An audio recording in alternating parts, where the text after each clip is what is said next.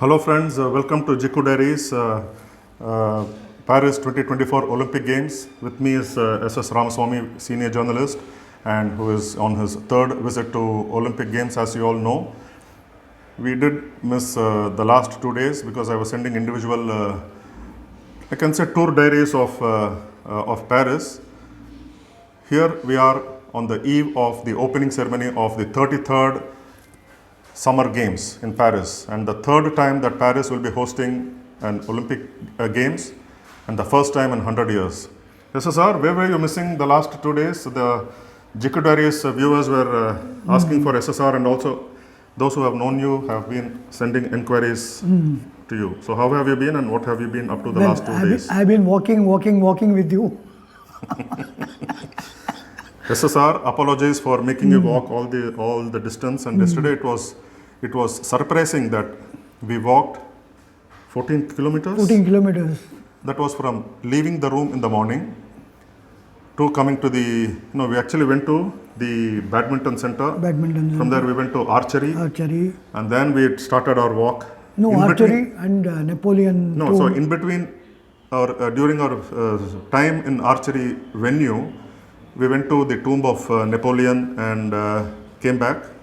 That was quite a distance. We would have covered over 2.5 kilometers in just that walk, which could actually have been completed in say 900 meters or so. But then because it is a makeshift arena and you have to go take a walk around this venue to reach the tomb of Napoleon. And then and then began the long marathon walk, which is unbelievable. We went to the Eiffel Tower. And there again, though it is 1.9 kilometers, or no, it was 1.1 kilometers from where the archery venue where we were, as per the Google map, we could not take the shortcut because it was all closed. So that was the reason why. Preparation for the opening ceremony. Yeah, so in preparation. Barricaded. Because archery event has, of course, archery which began today with the men's and women's individual and also the team events. Yes. Archery, that venue, is also the venue for road cycling, and I'm told that the marathon ends at that particular place. Okay, so this is why, and that was yesterday. Day before yesterday, we were to the Arc de Triomphe and the Champs d'Elysees. Let me tell you, the pronunciation that we do as per the English words that are written is entirely different, and since we are not familiar with French, we do not know French, the pronunciation may be different. Pardon. So how excited are you with now on the eve of the opening ceremony? Yes, now the games begin seriously. Now the atmosphere also has changed a bit. The world's media has descended here at the main press center. So many photographers, so many written press, now digital press. It's a huge thing. You can come if you had the opportunity. It will be a wonderful thing to see. So many media persons working at one place. It is a massive place. Yes, the venues and the media centers are massive, but we also have one main press center where if you don't have access to the venues individually, or you cannot be at the same venue at two venues at the same time, you can come here and you can watch there are giant TV screens here, and you can get all your work done from this main press center. But SSR, like you mentioned, 2-3 days ago in our previous random notes chat, it didn't seem like there was Olympics being held in Paris. Now do you get that atmosphere? You mentioned it in the start, but you said, so do you get that feeling that yes, Paris is now hosting the Olympic Games? Because you can see some banners, not everywhere. We don't know now what is the situation from the airport to the city, but in and around at least the venues, you can see Paris 2024 plastered, and the tube trains also. People are aware, at least, that Paris is hosting the 33rd Olympic Games. That's right. Whether it translates into people inside the venues, it remains to be seen. Yes, you mentioned about the metro trains and the indications that yes, Olympics are being held here. I was just noticing, I noticed 3 posters at one of the stations where we alighted and we're going to another connection about Paris celebrating its centennial Olympics. That is the first Olympics in 100 years. 1924 they hosted, and now this is the 100th year of them hosting another Olympic Games. And the posters were in black and white, and I can only imagine or understand that they were of athletes who performed in that 1924 games. Did you notice those pictures? I Yes, mentioned yes, to you, but yes. So now, what have been the highlight of this 3-4 days of your stay so far? We have gone to at least a few venues, interacted. Like yesterday, we went to archery. Yes. And we had a chat with Tarundeep Rai, the Sikkim archer, who is into his 4th games. Yeah, his fourth and Fourth final Olympic games. and And he final also games. mentioned that this is going to be his last tournament. Yeah. Yeah, and he wants. He's calling it off after this Yes. Olympic Games campaign.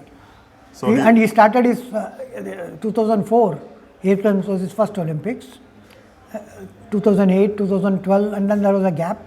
And now he has come back. He's 40 years old. Yes. So he was saying about this being not only his last Olympics, but also his last competition that he will be involved in. And he wants to give his all. So you have covered you have covered Olympics before he got into Olympics. Yeah. Fine. So my favorite moments or my unforgettable moments in this 4-5 days of staying here has been both of us watching Rafael Nadal in action at the Roland Garros center court when he was practicing, and we just couldn't believe our eyes. And You explain it, sir. the power that he generates in his ground strokes, if you see it in action, in alive, is unbelievable. The power and the spin he imparts to the ball, and the grunt. Yes, that was very, very important. That was very, very, very audible. And I could not have shared it on this platform because we are not allowed to, though I had posted photos of him practicing at the Roland Garros 2 days ago. There are lots of rules and regulations about what we can do, what we cannot do on your private social media platforms. Digital sharing of photos and videos, mainly videos. So apart from a visit to the Roland Garros, we also visited the badminton venue. Yes, where the French Open annual Super 750 series of the BWF World Tour takes place. And what did we do there? We met Lakshya Sen. Yes, and we interacted with Lakshya Sen, debutant in Olympics, and also another debutant in Olympics. As a coach, Prakash Padukone. Yeah, mentor of. Everyone knows who is he. Mentor of who is here in his capacity as mentor of PV Sindhu, India's medal prospect in women's singles, and also Lakshya Sen, who will only, I believe, will gain experience as he is only 22.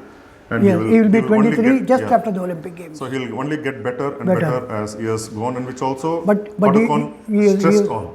He has already achieved a lot, even at his young age. Yes. Not many may achieve this at the end of their career also. True.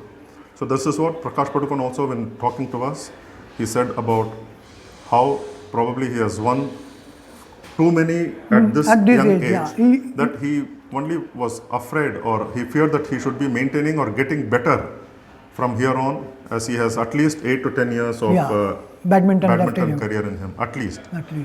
Other memorable event, of course, we personally, for me, at the main press center, interacting with 2 individual Olympic medalists, and India's first individual gold medalist, Abhinav Bindra, and Gagan Narang, bronze medalist in London. Both shooters, both of them are shooters. Ace shooters, of course.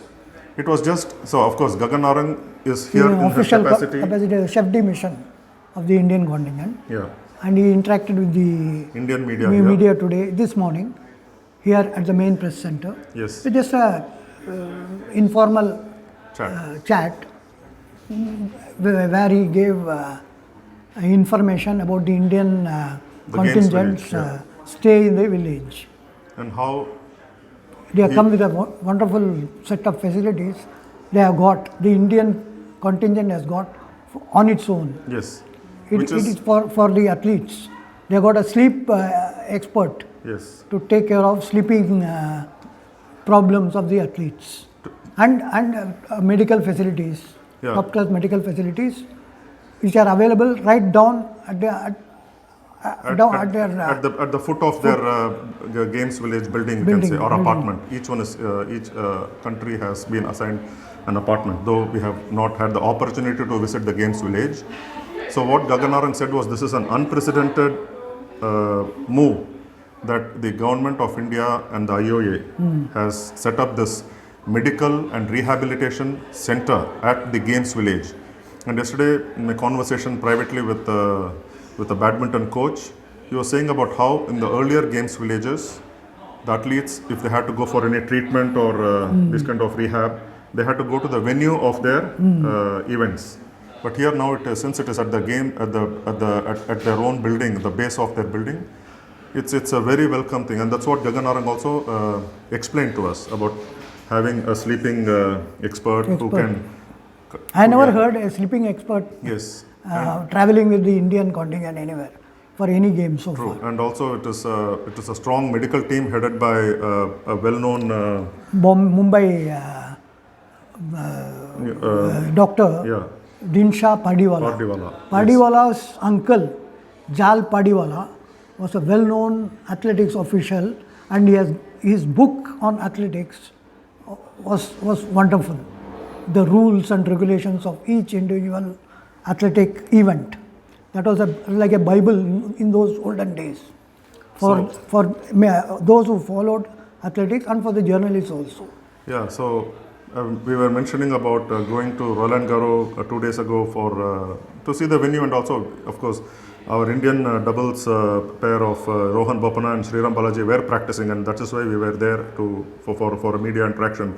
And you will remember that Rohan Bopanna mentioned about the medical facility, Yes, he which also is mentioned for the about first time, and Rohan Bopanna is in his 4th Olympic Games. Olympic Games, yeah. So he knows what it is actually. So we heard it from Rohan Bopanna, and it was actually working on my mind about the medical facility which is for the first time being available at the Games Village. What has happened now is the IOA top brass is like it is headed by PT Usha. Everybody knows PT Usha. They know, and Gagan Narang a chef de mission.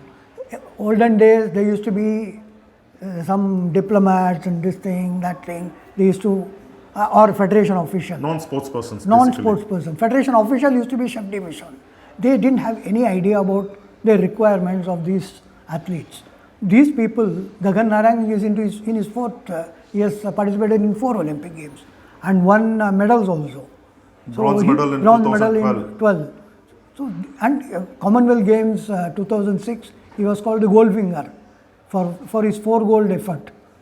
He was nicknamed the Goldfinger there. And another this thing again, 2010 he got 4 more gold medals in rifle shooting.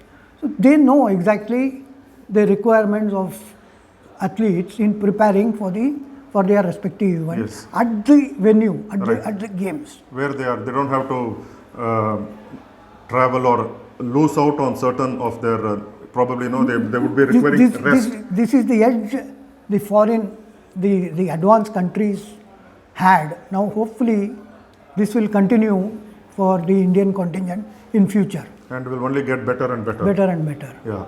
So yes. So my other thing was me getting to interact with, of course, Gagan Narang and Abhinav Bindra. So we had a proper interaction with Gagan Narang, and Abhinav Bindra was just by chance for me as I was coming out of filling water. He was just walking across and just had about 2 minutes of conversation with